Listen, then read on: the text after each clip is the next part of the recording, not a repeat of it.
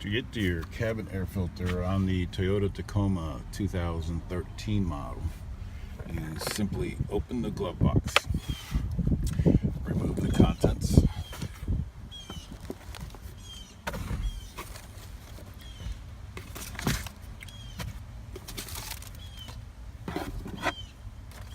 and once the weight has been relieved off the glove box door, you can then push in on the sides, which will release a peg on each side.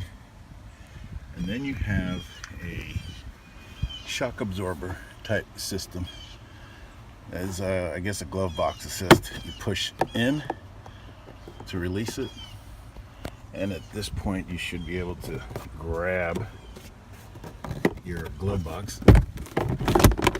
There it is, it's out. Now, back in here, you'll see there's a panel. It has two releases on the top. If you push down, it'll open up, and this is your cabin filter. Mine is not too dirty, so I'm going to leave it, maybe replace it here in about a month. The new one goes back in the same way. Oh, and if you're curious, I do believe that is the part number. So, to reinsert the new cabin filter is basically the opposite steps.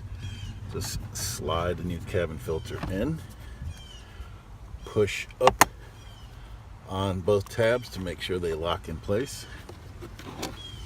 And now you can grab your glove box and make sure that they align.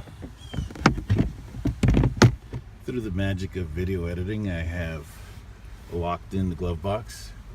Now you just want to make sure that you push up high enough for the pegs to lock in. And you see that?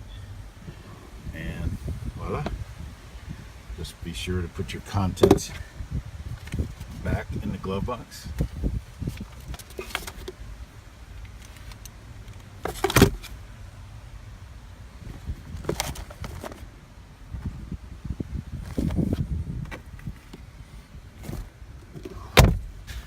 And you're done.